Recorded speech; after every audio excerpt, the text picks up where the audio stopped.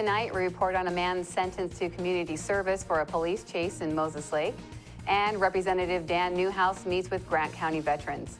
What's happening in sports, Bob? Moses Lake picked up a win on the pitch, and Frayden Wharton baseball finds success on the diamond. Here's a quick glance at our Weather Center forecast. Good afternoon. It's been a warm and sunny day today, and once again for tomorrow, but there is some rain in our extended forecast. I'll have the latest just ahead in weather. I'm Amber Jenks, and we have all this and much more on iFIBER 1 News. From the iFIBER 1 HD studio here in the heart of the Columbia Basin, this is iFIBER 1 News. Your #1 source for local news, sports headlines, and our very own Weather Center forecast covering the entire Columbia Basin. This is iFIBER 1 News, and it starts now.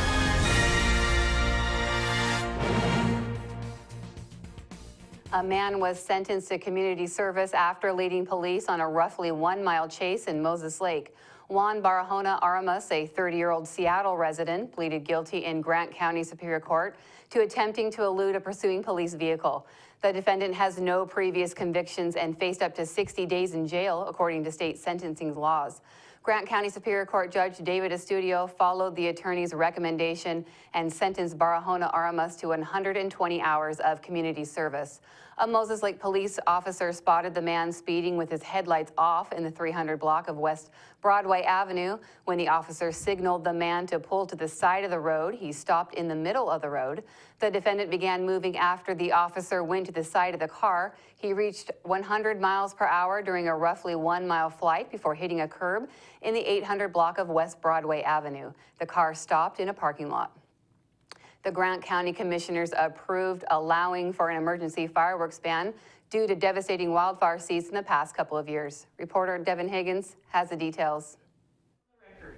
Good afternoon. It is 4:01. We have an open record public hearing, ordinance amending Chapter 6.04 of the Grant County Code entitled Fireworks. The Grant County Commissioners met Tuesday afternoon to discuss allowing the county fire marshal to ban the sale and use of fireworks during wildfire season if conditions deem it necessary. Grant County Civil Deputy District Attorney Jim Mitchell said the new code updates rules put in place back in 1970 and is similar to codes approved in Douglas and Chelan counties in recent years. With Grant County and other parts of Washington state hit hard by wildfires over the last 2 years, Mitchell and the commissioners agreed giving Fire Marshal Dave Nelson the power to initiate a temporary ban is beneficial to lowering the risk of more fires being started. Commissioner Cindy Carter asked Mitchell if fireworks vendors would be notified in advance of a pending ban. Mitchell said it would be left to the marshal's discretion, but such a notice would likely be sent out. Following the discussion, the commissioners voted unanimously to put the new code in place, and it will go into effect next year. In Ephrata, Devin Higgins for iFIBER 1 News.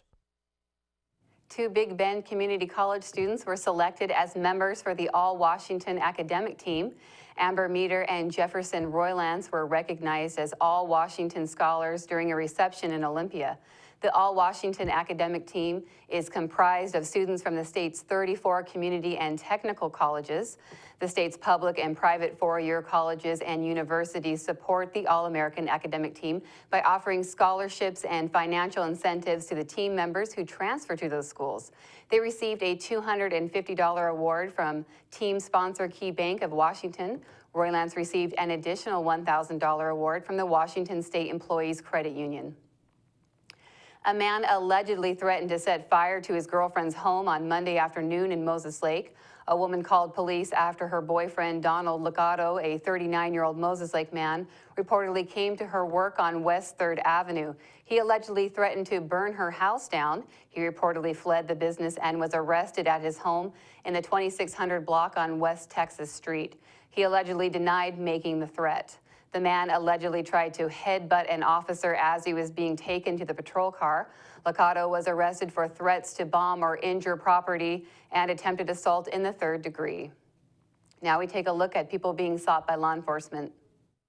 This is Sheriff Tom Jones with the Grant County Sheriff's Office. Each of the people you see here have a warrant for their arrest. If you see any of these people, we ask you do not attempt to detain or apprehend them, but call us at 509-762-1160 or send us an email at crimetips@co.grant.wa.us.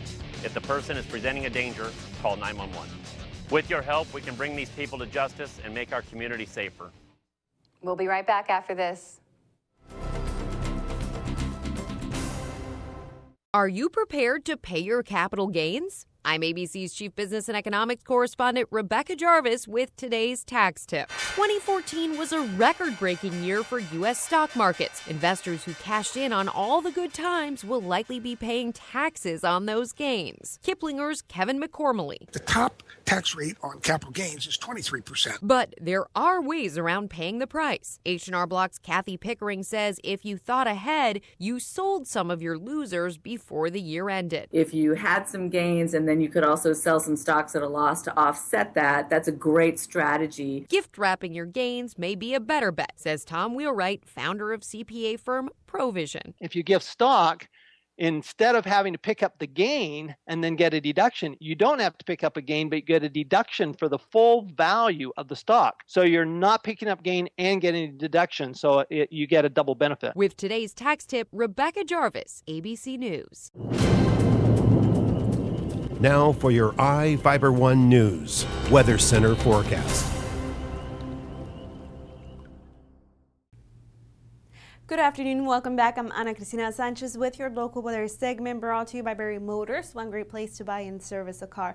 We have a high pressure system in place that's bringing in beautiful weather pattern with plenty of sunshine, increase in temperatures above average for this time of year, but we do expect to see some rain in our extended forecast. I'll have more on that in just a little bit. Temperatures this morning for us here in Ephrata right around the low 40s. Average low is 35. High temperatures for us in the upper 60s. Average high temperature is 59, and the record high was set back in 1994. The record high temperature was 71, and for Moses Lake, right at that average low temperature for this time of year, right at 35 this morning, and your high temperature as well in the upper 60s. Your average high is 59, and your record high temperature was set back in 03.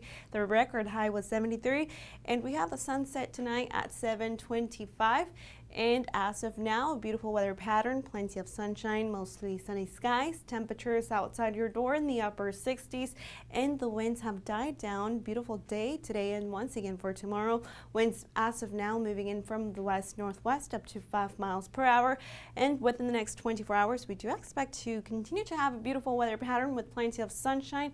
Beautiful day once again to do any outdoor activities. We have this high pressure system in control that is still bringing a dry weather pattern as we go into this Thursday morning. Once again, a beautiful morning, and throughout the afternoon, slight chance of seeing a few passing showers in higher elevations for the southern Cascades, for the Yakima Valley, but we will continue to stay pretty dry for us here within our Columbia Basin and also for the inner northwest. Also, high temperatures still above average for this time of year for Seattle, right around 70 with abundant sunshine. Long Beach right around the low 60s. Coastal area right around the low 60s. And for the inner northwest, highs in the low to mid 60s with plenty of sunshine. Tri-Cities area right around 68 as a high temperature for Thursday afternoon. And for us within our Columbia Basin, temperatures right around the low 70s for us here in Ephrata, 71 as the high. Quincy right around 71. The average high is 59 for us here in Ephrata and also for Moses Lake.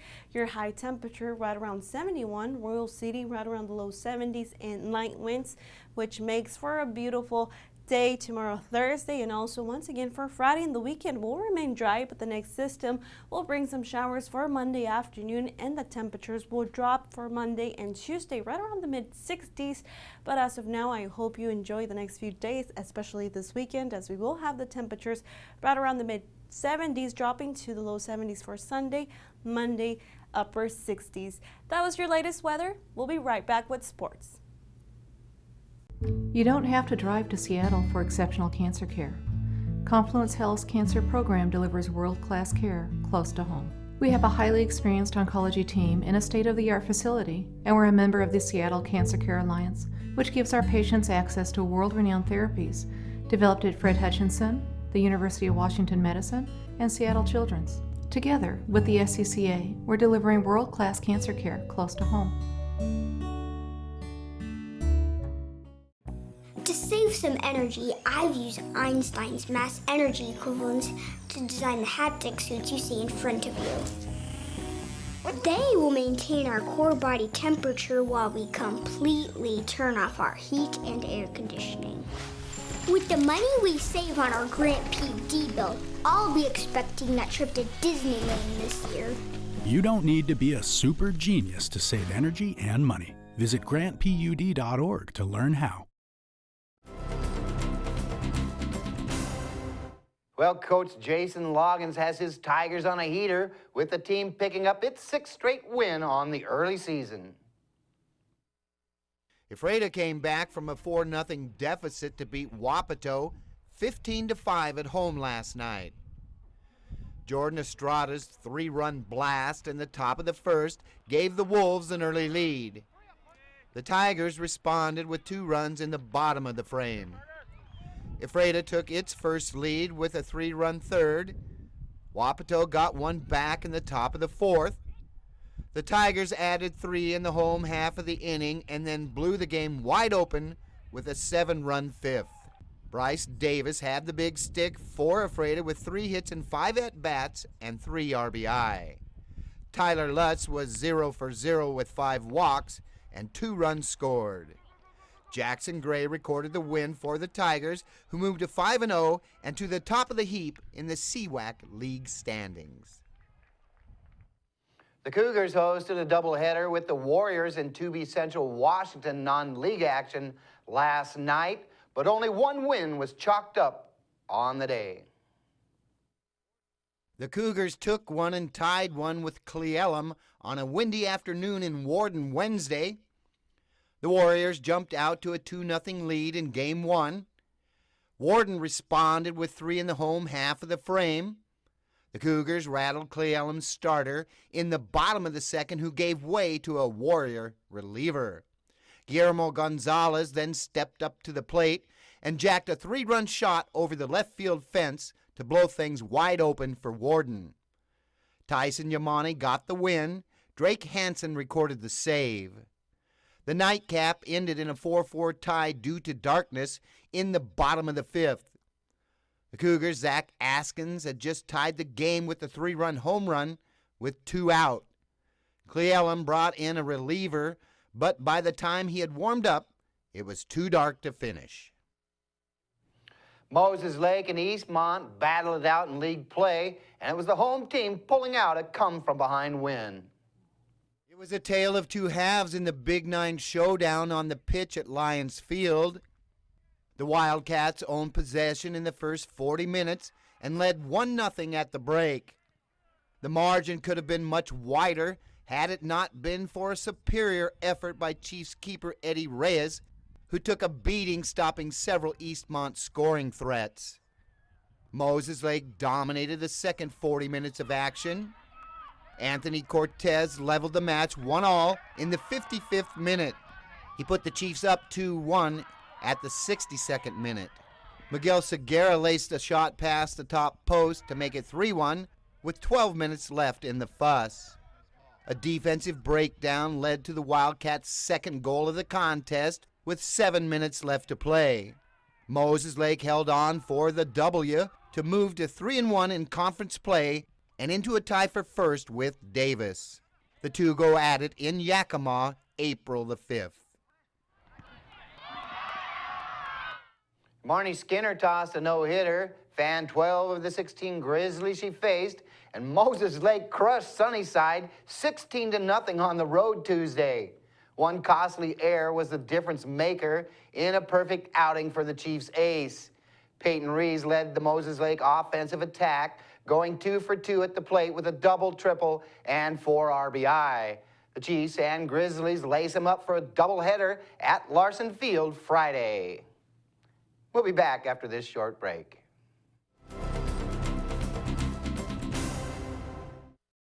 Whether you're looking for a bigger car to support your growing family, a new truck for your business, or something to pull that toy of yours, we've got you covered at Barry Chrysler Dodge Jeep Ram and Ephrata.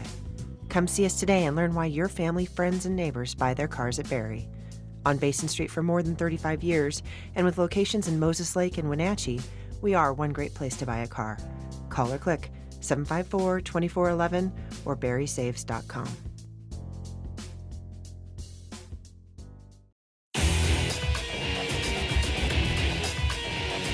We are real students, and this really is our college.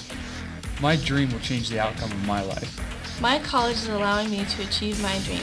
My dream is to be a pilot. My dream is to be a nurse. Only you can determine your dream. Big Bend will help you get there.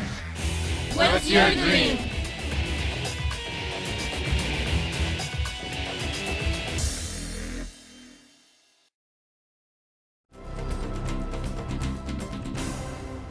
Our spotlight story tonight is about Representative Dan Newhouse meeting with veterans in Moses Lake on Tuesday. The meeting gave veterans a chance to ask questions and address any concerns. Reporter Cameron Probert was there and has the story. Healthcare was the top issue for veterans meeting with Representative Dan Newhouse Tuesday. The Republican representing the 4th District in the U.S. Congress invited veterans to share their issues with him at a meeting at the Moses Lake Civic Center auditorium. You probably would be very interested to know that in my year and 3 months now as your elected congressman, the lion's share of the calls we get into our district office and even in the office in Washington, D.C. come from veterans. The representative said the meetings give him a chance to learn about the struggles veterans face as they deal with the Department of Veterans Affairs. I don't think there's a better person to ask than someone that's having to struggle through the bureaucracy firsthand. That's the best way that I know of to find out how to make the system work better. And as you know, the VA, although it does some great things, it could do them a lot better in a lot of different respects. And so, at least that's what I've come to understand over the... Several of the complaints focused on people trying to get services through the Veterans Choice Program. The program was created in 2014 as a way to give veterans access to private health care if they lived more than 40 miles away from a Veterans Affairs facility. One attendee stated he had to drive to one location to get his eyes examined, but couldn't purchase glasses from the same location. Another attendee stated he could get his initial hearing aid covered, but couldn't get it replaced or repaired. The Stars and Stripes newspaper reported the U.S. Congress is working on fixing the program, and a bill is expected to be put forward by the end of May. The program received support from some audience members, with at least 2 people saying they've never had any problems with it as long as they follow the rules. The service at Veterans Affairs medical centers in Spokane, Seattle, and Wenatchee was criticized by some of the attendees, with people reporting that they were not able to get service from one or another facility. The complaints were met by other people saying that they received good service from the medical centers and the system shouldn't be run like a private company. For iFIBER 1 News, this is Cameron Probert reporting. We'll be right back after this. Well, one thing I knew from being a patient myself was that a dental office is a scary place to come to. And so we wanted everything possible to make sure that our office is a comfortable place for our patients to visit.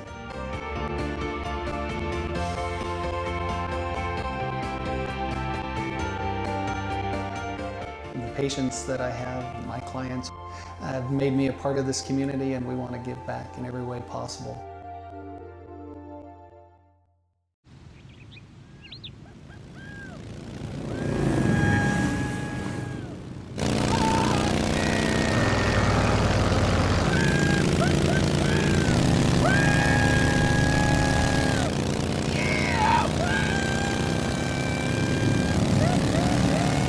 Experience speed like never before when you connect to Grant PUD's high-speed network.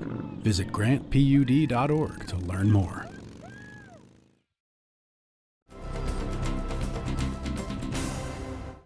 Welcome back. A malfunctioning piece of mailroom equipment delayed Grant County's property tax statements. Treasurer Darrell Pheasant said the remaining property tax statements were mailed on Tuesday. The delay came after a piece of equipment broke.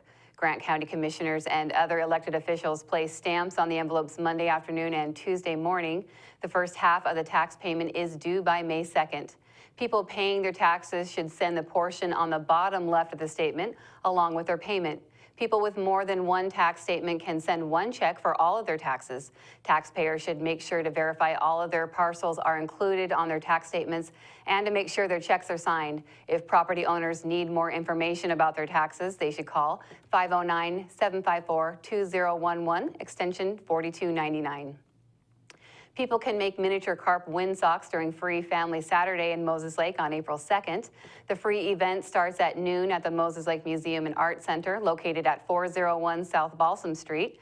Free Family Saturday is funded by donations through the museum's membership program, sponsorships, and annual Feed the Mammoth fundraiser. For more information, call 509-764-3830.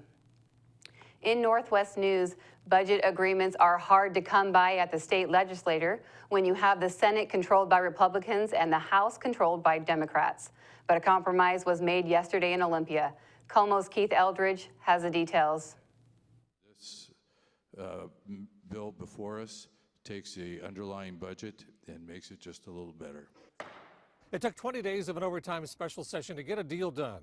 But today in the House and Senate, they're voting on an agreement reached over the weekend by the budget negotiators from both houses and both parties. I think we got a pretty good deal. We moved on youth homelessness, we moved forward on education, and we moved forward on mental health. Yeah, we're optimistic. We have, I think, a good budget. It is sustainable, lives within the 4-year balanced budget. It protects the rainy day fund. However, $190 million of that rainy day fund was used to pay for the historic firefighting effort in eastern Washington last year.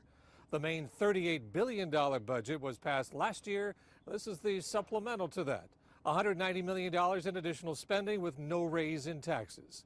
It was not unanimous in the House, but it was an overwhelming victory, 78-17. And received a constitutional majority. Second and gross substitute House Bill 2376 is declared passed. A group of sled dogs that had just completed the Iditarod in Alaska got stranded in Seattle.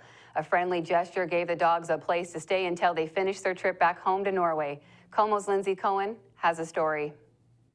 They mushed for miles in the cold Alaskan snow. But it was all the way south of Seattle that 53 elite athletes hit a speed bump, stuck on the side of the road. Iditarod was a long trip, but very nice trip. They had raced in the Iditarod. Yeah, amazing. And were headed home from Anchorage to Norway when they say they ran into an issue at the airport. Told the cargo planes couldn't fly the dogs from Alaska to Seattle.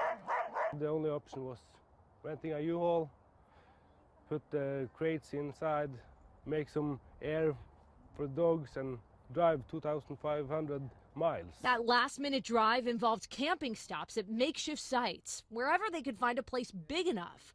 Heidi Thomas spotted them near Olympia around 8:30 this morning. To see these other dogs and what I knew was a stressful situation for them, I don't know. My heart just said to stop and see what was going on. That stop turned into a stroke of sympathy. Thomas is a member of the Nisqually tribe. She invited the 4 teams and those 53 dogs to stay on their land. We're always willing to lend a hand, especially with people in need. Tonight, those needs are being answered, from fresh water for the pups to a hot shower for their humans who've been on the road roughly 5 days. This is a paradise for us. It's very nice. Tomorrow they'll fly home to Europe, having survived one of the most brutal races in the world, with the craziest part of the journey probably just that final leg home. I want to know that they made it home safe. She was an angel, taking care of us. In Olympia, Lindsay Cohen, Como News. That's going to do it here for us at iFIBER 1 News. We want to thank you for watching, and we'll see you again tomorrow.